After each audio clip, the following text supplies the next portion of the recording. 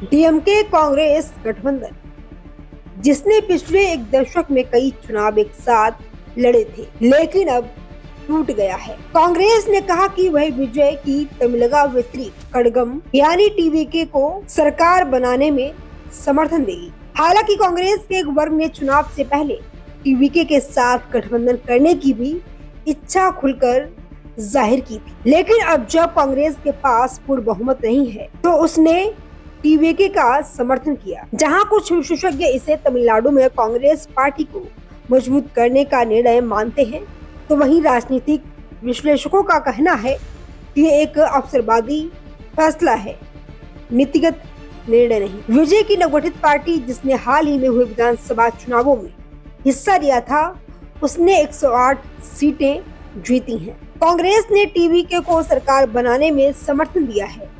DMK के साथ गठबंधन में चुनाव लड़ने वाली कांग्रेस ने 5 सीटें जीती हैं। कांग्रेस के पार्टी के वरिष्ठ नेता गिरीश चोडकर के नाम से ही जारी प्रेस विज्ञप्ति में कहा गया कि पार्टी टीवीके के समर्थन इस शर्त पर करेगी कि भारतीय संविधान में विश्वास न रखने वाली सांप्रदायिक ताकतों को गठबंधन से बाहर रखा जाए। वरिष्ठ पत्रकार मालन कहते हैं, वे तमिलनाडु में कांग्रेस पार्टी को पुनर्जीवित करना चाहते हैं। वे इसी जमीनी स्तर पर मजबूत करना चाहते हैं।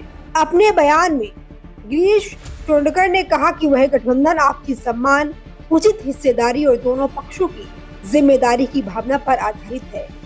ये न केवल वर्तमान सरकार के गठन के लिए बल्कि भविष्य के स्थानीय निकाय, लोकसभा और राज्यसभा चुनावों के लिए भी जारी रहेगा।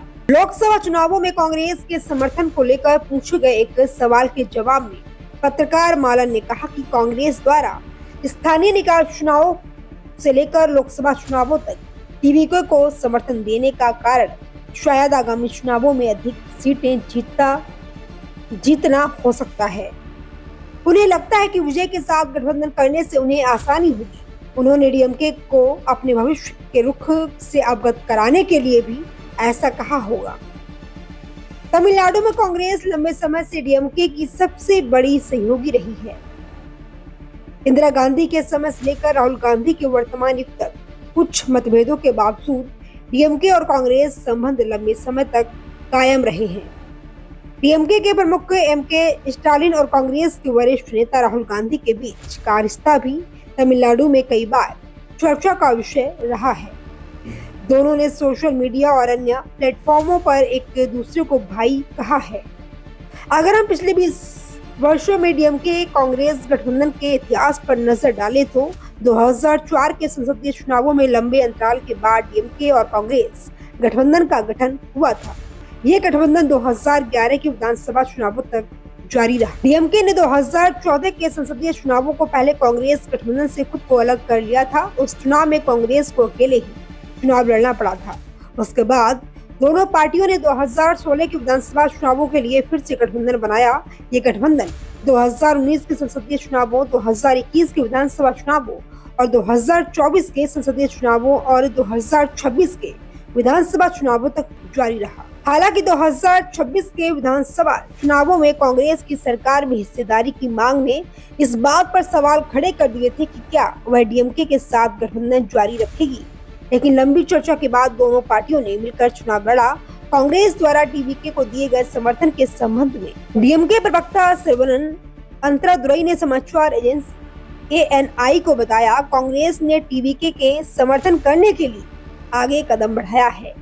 हमें इस पीठ में छुरा भोंकना कहते हैं। कांग्रेस पार्टी ने जीत का प्रमाण पत्र मिलने से पहले ही पाला बदलने का फैसला कर लिया है।